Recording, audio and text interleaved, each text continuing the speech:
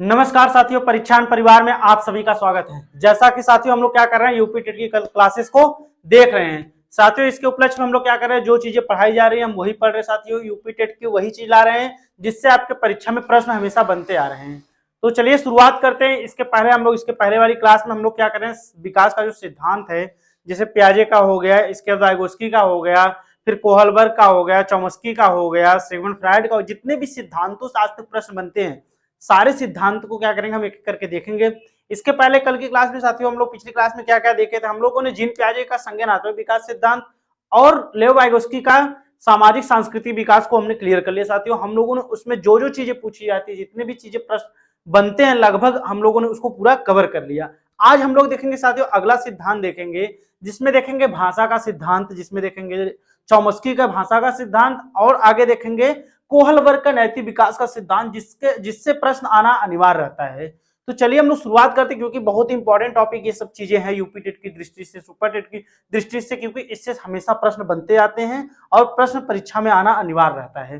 तो चलिए इससे हम लोग शुरुआत करते हैं। आज हम लोग देखेंगे क्या, भाषा विकास का सिद्धांत और लॉरेंस कोहलबर्ग का नैतिक विकास का सिद्धांत। दो सिद्धांत को क्लियर करेंगे एकदम, ठीक है, बिना कंफ्यूजन के। साथियों चलिए साथ दीजिए, लगे रहिए। चलिए हम लोग शुरुआत करते हैं, देखते हैं क्या क्या चीजें आज हम लोग को देखनी है, हम उसको देखेंगे। तो चलिए देख लेते हैं हम लोग का भाषा विकास। पहले देखेंगे भाषा की शुरुआत कैसे होती है, सब चीजों को हम लोग एक करके देखेंगे, क्लियर करते चलेंगे। तो चलिए देखते हैं पहले भाषा के बारे में हम लोग समझेंगे, भाषा होती क्या है, क्या चीज होती है, ये सब चीजें एक एक करके हम लोग देखेंगे और उस पर क्या करेंगे, चलेंगे। तो पहले देखेंगे भाषा विकास। भाषा विकास क्या होता है, इसमें प्रमुख बिंदु कुछ दिए हुए हैं। भाषा विकास में हम प्रमुख बिंदु को क्या करेंगे, देखते हुए आगे बढ़ेंगे। चलिए देखते हैं भाषा की सबसे छोटी इकाई को स्वनिम, जैसे त, फ, च, क, च, स्वनिम, ये सब कैसी ध्वनियां हैं, तो स्वर्णिम ध्वनियां। अगर बात करें कैसी ध्वनियां है तो स्वर्णिम ध्वनियां कहलाती हैं। आगे दिया है भाषा की सबसे छोटी सार्थक इकाई क्या होती है, रूपिम होती है।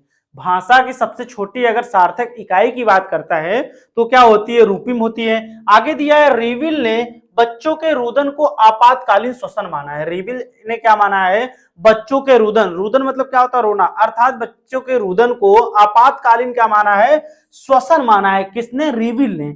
आगे चलते हैं, देखते हैं क्या दिया हमारा, भाषा विकास की दृष्टि से प्रारंभिक बचपन सबसे संवेदनशील अवस्था कहलाती है। अगर भाषा विकास की दृष्टि से बात करें तो हमारा जो प्रारंभिक बचपन होता है ये क्या होता है, सबसे संवेदनशील अवस्था कहलाती है। कौन, हमारी भाषा। आगे चलते हैं, हकलाना और तुतलाना कोई बीमारी नहीं बल्कि भाषा विकार होते हैं।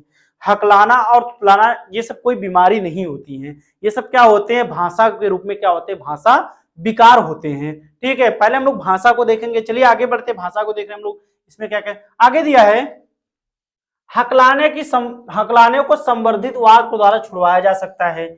आगे देखते फिर क्या दिया है, बालक में शुरुआती शब्द विशेषण होता है। बालक में जो शुरुआती शब्द जो होते हैं वो क्या होता है, विशेषण के रूप में होता है। आगे दिया, बालक की शुरुआती भाषा रुदन, बड़बड़ाना तथा हाव भाव से शुरू होती है। किसी भी बच्चे की अगर बात करें साथियों तो शुरुआती भाषा क्या होती है, शुरुआती भाषा क्या होती है, रुदन, बड़बड़ाना, हाव भाव, उसकी ये सब चीजें क्या होते हैं, शुरुआती भाषा होते हैं। आगे दिया है, 2 वर्ष के बालक लगभग 2 शब्दों के 50 वाक्य बोलते हैं। 2 वर्ष का अगर कोई बच्चा है तो 2 शब्दों के कितने वाक्य बोलता है, तो 50 वाक्य वो क्या करता है, बोलता है। ये थे क्या, भाषा के परिप्रेक्ष्य में ये सब चीजें हम लोग देख रहे हैं। चलिए आगे बढ़ते हैं, अब हम लोग देखेंगे सिद्धांत जो दिया है, भाषा विकास का सिद्धांत। बहुत ही फेमस सिद्धांत है, हमेशा इससे प्रश्न आपके परीक्षा में आना अनिवार्य रहता है। देखेंगे भाषा विकास का सिद्धांत, देखेंगे इनबॉर्न थ्योरी के नाम से जिसे हम लोग जानते हैं। तो इसके प्रतिपादक बहुत ही आप लोग चर्चित होंगे, हमेशा पढ़ते हुए आएंगे, इसके बारे में देखते हुए आएंगे। तो भाषा विकास का सिद्धांत हम लोग देखेंगे, इनबॉर्न थ्योरी के नाम से इसको जाना जाता है। तो प्रतिपादक की बात करें तो कौन है, योरम नोम चॉम्स्की, नोम चॉम्स्की। ठीक है, चॉम्स्की के नाम से आप लोग देखते हुए आएंगे। भाषा विकास का सिद्धांत किसने दिया है, तो चॉम्स्की ने दिया है। ये कहाँ के रहने वाले थे, तो ये अमेरिका के रहने वाले थे, संयुक्त राज्य अमेरिका के क्या थे, ये रहने वाले मनोवैज्ञानिक थे। आगे देखते हैं क्या चीज दी गई है, इनका मानना है कि बच्चे में भाषा सीखने की जो क्षमता होती है वो क्या होती है, जन्मजात होती है। इन्होंने क्या कहा है, बच्चे में भाषा सीखने की क्या होती है, जन्मजात क्षमता होती है। आगे दिया है, ये कहते हैं कि बच्चे के मस्तिष्क में एक डिवाइस होता है जिससे क्या होता है, बच्चा कोई भी भाषा को सीखता है। इन्होंने क्या कहा है कि बच्चे के मस्तिष्क में, उसके माइंड, उसके दिमाग में एक क्या होता है, डिवाइस लगी होती है, डिवाइस लगी होती है जिससे क्या होता है बच्चा किसी भी भाषा को क्या करता है, सीखता है। और इन्होंने क्या किया था 20वीं शताब्दी में, इन्होंने क्या किया, भाषा चिंतन के क्षेत्र में क्या किया था, जनरेटिव ग्रामर नामक क्या किया था, सिद्धांत दिया था। कौन सा, जनरेटिव ग्रामर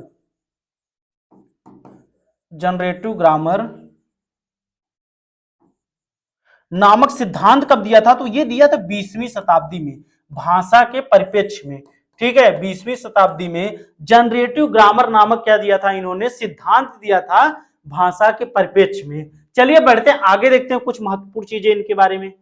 देखते हैं फिर चॉम्स्की के सिद्धांत में क्या क्या चीजें महत्वपूर्ण होती हैं, क्या क्या चीजें उनके लाइनों में जो निकल के आते हैं, जिससे परीक्षा में प्रश्न हमेशा बनते रहते हैं। तो देखते हैं, पहला दिया भाषा की क्षमता।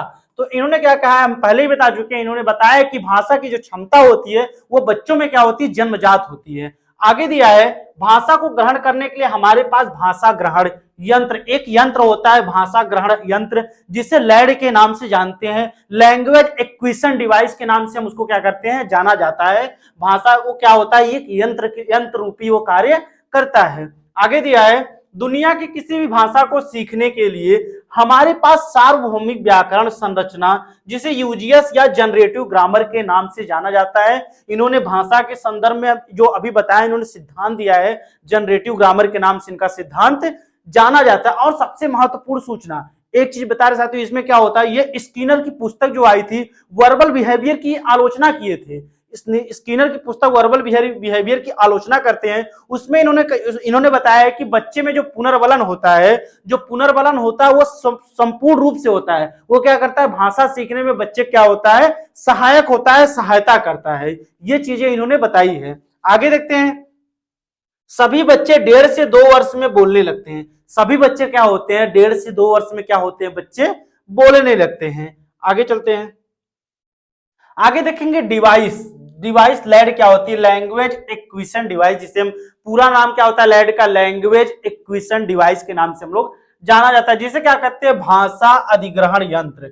भाषा अधिग्रहण यंत्र के नाम से हम लोग क्या जानते हैं, इसको जाना जाता है।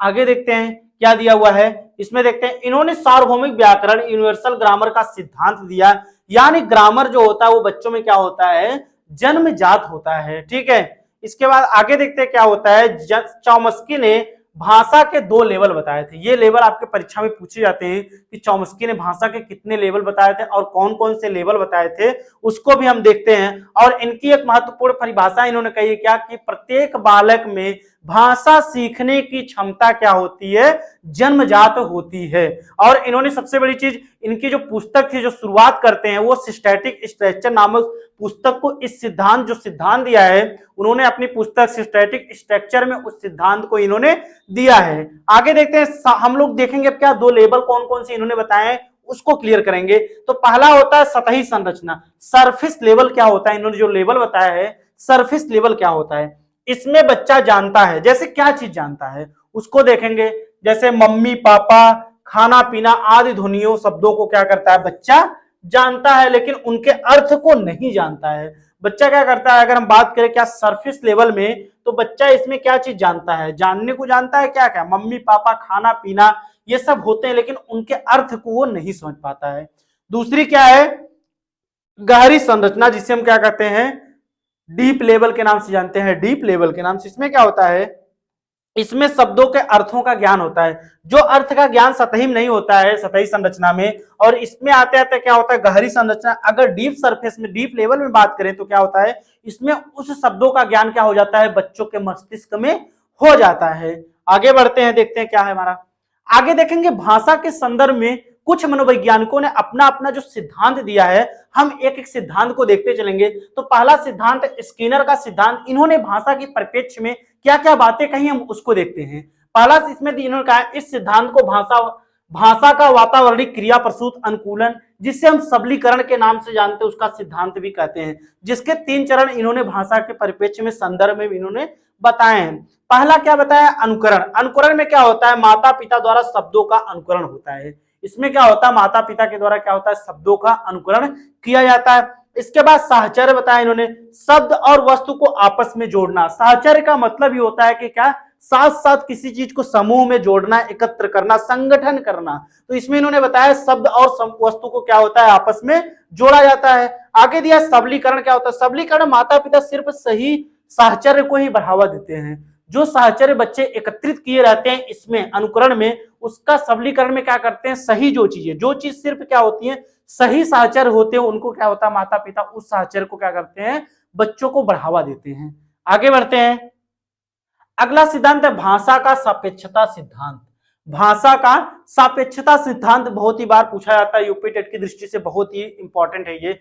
यह सिद्धांत लीवर्फ ने दिया है, जिसका मानना है कि भाषा क्या होती है, वस्तु सापेक्ष होती है। जो भाषा होती है वो क्या होती है, वस्तु सापेक्ष होती है। जिस भाषा में जो वस्तु होती है वह इसके कई नाम होते हैं, लेकिन जहां वस्तु नहीं होती वहां एक या दो कोई नाम होता है। जैसे चाउमीन, चाउमीन क्या होता है, दो नाम होता है ना, एक चाउ एक मीन, दो नामों से क्या होता है ये बना हुआ है। किसने बताया है, लीवर्फ ने अपने भाषा का सापेक्षता जो सिद्धांत दिया है इस चीज के बारे में इन्होंने ये बताया है। चलिए बढ़ते हैं आगे, देखते हैं।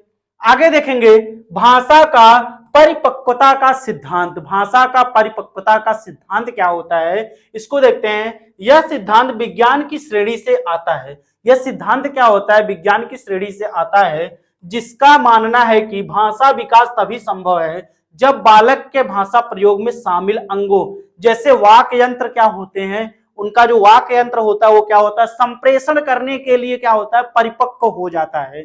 ये सब चीजें किसके अंतर्गत आती थी, भाषा का परिपक्वता सिद्धांत के अंतर्गत आते हैं। बढ़ते आगे देखते हैं। हम लोगों ने क्या किया साथियों, भाषा विकास के सिद्धांत में जितने भी प्रश्न लगभग बनते हैं, एरोम नोम चॉम्स्की का जो सिद्धांत दिया है अभी तक जितने भी प्रश्न उनसे बनते हैं हम लोगों ने क्या किया है एक एक करके उसको देख लिया है। कुछ महत्वपूर्ण चीजें भी जैसे उनको बता रहे हैं। जैसे व्यवहारवादी क्या मानते हैं कि बच्चों में भाषा सीखने का जो पहला चरण होता है वो क्या होता है, अनुकरण होता है। अगर बच्चा कोई भी शब्द अगर सीख रहा है तो क्या होता है उनमें, अगर कोई भी शब्द वो सीखता है तो पहला अक्षर जो होता है वही क्या होता है उन अक्षर के माध्यम से सीखता है। और भाषा कौशल का जो एक महत्वपूर्ण अंग होता है, जो क्रम होता है, वो किसके नाम से जानते हैं, सुबोपली नाम जानते हैं। सुनना, बोलना, पढ़ना, लिखना, ये क्या होता है बच्चों में भाषा सीखने का एक क्रम चलता है। तो ये सब चीजें क्या होती है बहुत ही इंपॉर्टेंट होती है।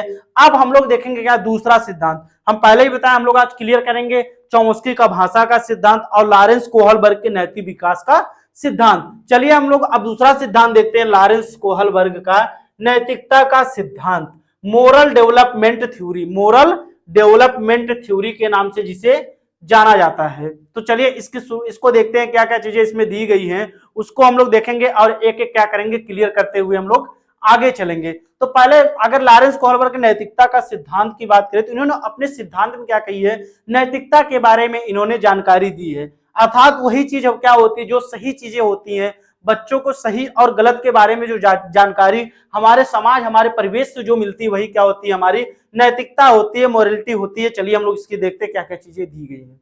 तो नैतिकता सर्वप्रथम जानेंगे, नैतिकता क्या होती क्या है। यह वह गुण है जिससे हमें सही और गलत की पहचान होती है। बच्चा अपने सामाजिक परिवेश से ही नैतिकता और अनैतिकता को जानता है। ठीक है, अनैतिकता और नैतिकता को जानता है। आगे दिया है कोहलबर्ग अमेरिका के एक मनोवैज्ञानिक थे जिन्होंने नैतिकता का सिद्धांत दिया या फिर क्या नैतिक विकास का सिद्धांत दिया है। ठीक है, इसमें क्या दिया इन्होंने जो सिद्धांत दिया है इन्होंने किसमें दिया है, तो अमेरिका के मनोवैज्ञानिक क्या थे, ये अमेरिका के ये भी मनोवैज्ञानिक थे जिसमें इन्होंने क्या किया, जिन्होंने अपनी नैतिकता का सिद्धांत और क्या किया नैतिक विकास का सिद्धांत दिया है। और किस पुस्तक में दिया हम उस पुस्तक को देख लेते हैं। उस पुस्तक का नाम क्या है, तो उस पुस्तक का नाम क्या है, द साइकोलॉजी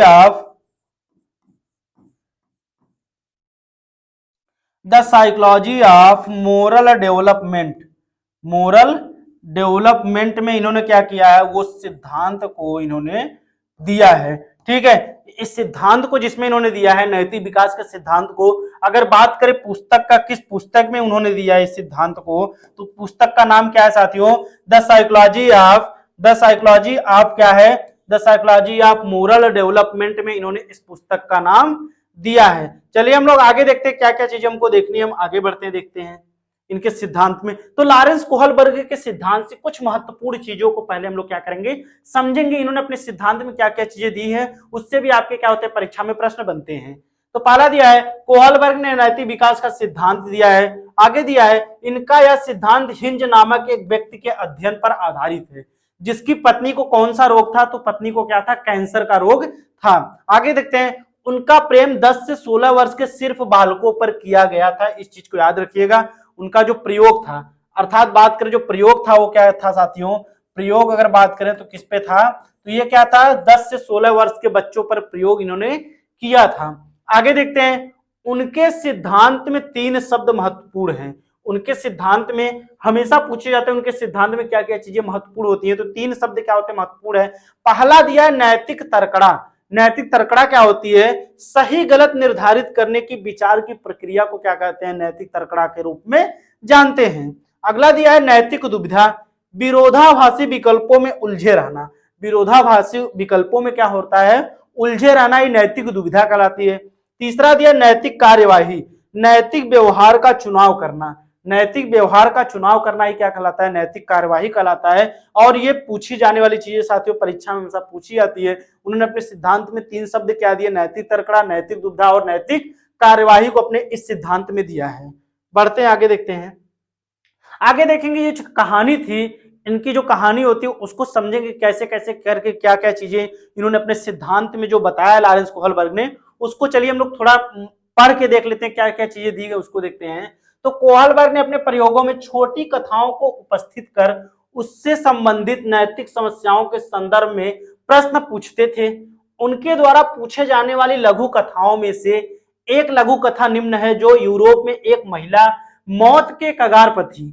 डॉक्टरों ने कहा कि एक दवाई है जिससे शायद उसकी क्या होती है, जान बच जाए। वो एक तरह का क्या था, एक रेडियम थी, जिसकी खोज उस शहर के एक फार्मासिस्ट ने तभी की थी। दवाई बनाने का खर्चा बहुत था और दवाई वाला दवाई बनाने के खर्च से 10 गुना क्या होता साथियों, ज्यादा पैसे मांग रहा था। बढ़ते हैं आगे, देखते हैं फिर क्या होता है। उस औरत का इलाज करवाने के लिए उसका पति का नाम क्या था, हिंज, उन सबके पास गया जिससे वह जानता था उसे केवल कुछ पैसे ही क्या हुए, उधार स्वरूप मिले, जो दवाई के दाम से क्या थे साथियों, आधे थे।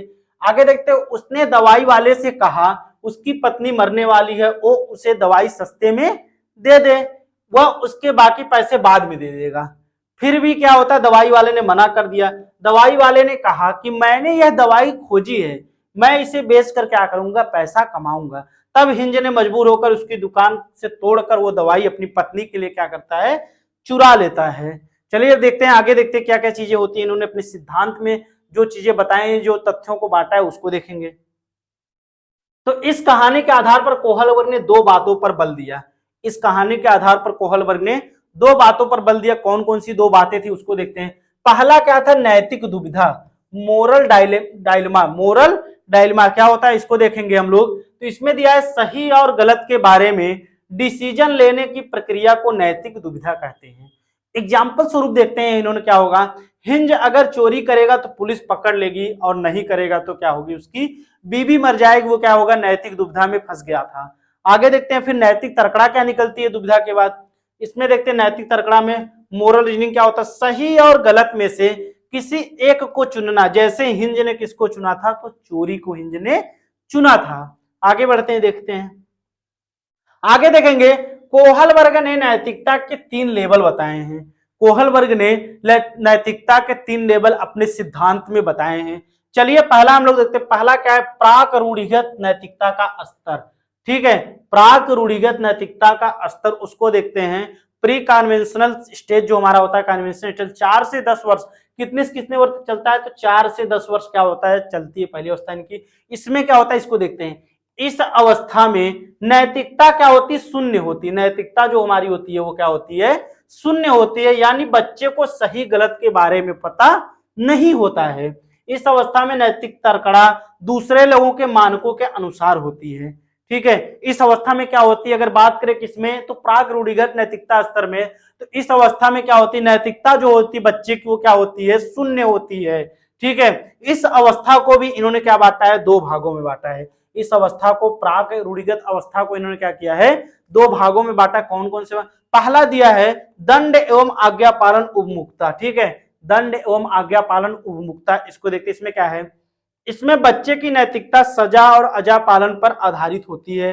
जब हिंज ने चोरी की तो बच्चों ने सोचा कि अगर वह चोरी करेगा तो उसे सजा मिलेगी। ये कौन सा क्या कहता है, दंड एवं आज्ञापन अभिमुखता। ये कहता है कि बच्चे इसमें क्या सोचते हैं, बच्चे इसमें सजा और अजा पर आधारित होती है। हिंज ने जब चोरी की तो बच्चे क्या सोचेंगे कि अगर हिंज चोरी करेगा तो उसे क्या होगा, सजा मिलेगी। आगे बढ़ते हैं, इसमें दूसरी अवस्था देखते हैं।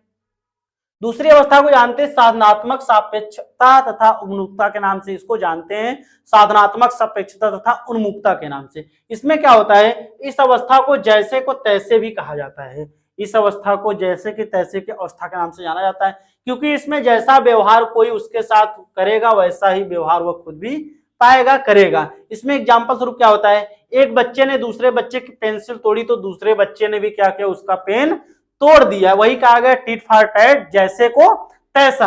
आगे बढ़ते हैं, दूसरी अवस्था देखते हैं। दूसरी अवस्था का नाम इन्होंने बताया रूढ़िगत नैतिकता का स्तर।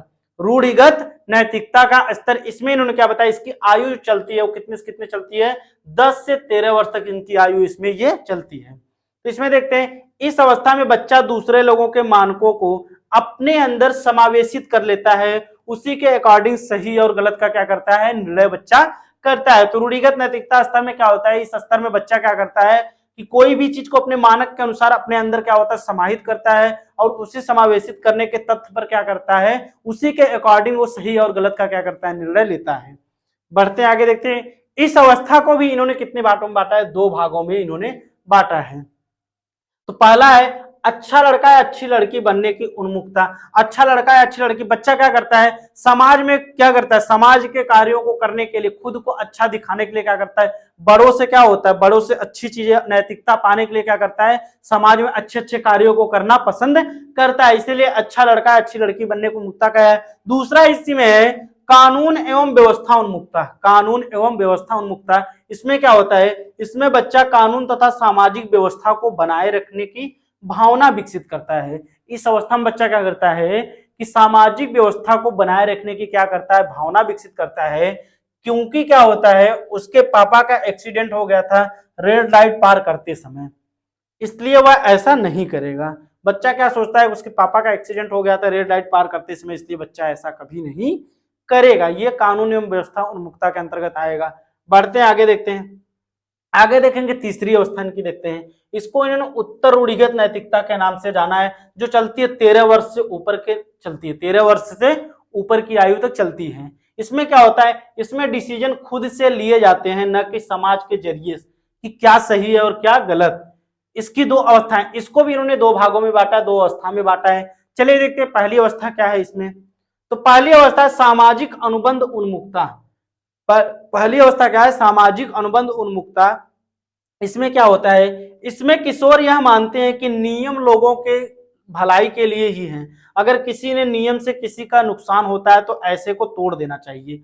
अगर रेड लाइट तोड़कर उसके पापा की जान बच सकती है तो उसे क्या करे, वह तोड़ दे। यह क्या कहता है, सामाजिक अनुबंध उन्मुखता यह कहती है कि इसमें किशोर यह मानते हैं कि नियम से क्या, नियम बना है भाई तो नियम के लिए क्या, अगर किसी नियम को तोड़ सकते हैं, नुकसान अगर हो रहा है तो उससे क्या होता है, तोड़ सकते हैं। अगर रेड लाइट तोड़ देते तो उसके पापा की जान बच सकती है तो उसे तोड़ दो। आगे बढ़ते हैं, आगे दूसरा दिया है सार्वभौमिक नैतिक सिद्धांत उन्मुखता। सार्वभौमिक नैतिक सिद्धांत, तो इसमें क्या होता है, इसमें किशोर दूसरों के विचारों से नहीं बल्कि अपने खुद के मानकों के अनुसार व्यवहार करता है। इसमें किशोर दूसरे के फायदे के लिए अपनी जान पर भी खेल सकता है। ये कौन सी अवस्था में होता है, तो ये सार्वभौमिक नैतिक सिद्धांत की अवस्था में होता है। इसमें बच्चा किशोर दूसरों के विचारों से नहीं बल्कि खुद के मानकों के व्यवहार से कार्य करता है। इसमें किशोर दूसरों के व्यवहारों से नहीं बल्कि क्या करता है, फायदे के लिए, स्वयं के फायदों के लिए क्या करता है, अपनी जान पर भी क्या होता है, वह खेलता है। तो ये क्या थे, मतलब कुछ चीजें जो इन्होंने बताई थी अपने सिद्धांत में, उन्होंने क्या क्या एक एक चीजें करके बताई थी। हम लोगों ने क्या दिया, उन्होंने जो तीन अवस्था बताई, उसके अंतर्गत प्रत्येक अवस्था में उन्होंने दो चरण बताए हैं, हम लोगों ने उसको भी क्लियर कर लिया। तो साथियों आज हम लोगों ने देखा क्या, भाषा विकास का सिद्धांत चॉम्स्की का, और क्या लॉरेंस कोहलबर्ग के नैतिकता का सिद्धांत। जितने भी प्रश्न इनसे बनते हैं हम लोगों ने पूरी टॉपिक को क्या किया, कवर कर लिया। तो साथियों अगर आपको कोई भी डाउट हो तो आप क्या करेंगे, सर्वप्रथम बस यही कहेंगे साथियों, आप क्या करेंगे, सबसे पहले अगर हमारा चैनल सब्सक्राइब नहीं किए हैं तो आप हमारे चैनल को सब्सक्राइब कर लीजिए, वीडियो को लाइक कीजिए, कमेंट कीजिए, और सबसे महत्वपूर्ण सूचना कि आप लोग हमारे वीडियो को ज्यादा से ज्यादा सभी भाई बंधुओं तक शेयर कीजिए। तो साथियों आपको कोई भी डाउट हो आप कमेंट सेक्शन में उस चीज को पूछ सकते हैं। हमारा साथ देने के लिए आप सभी का बहुत बहुत धन्यवाद।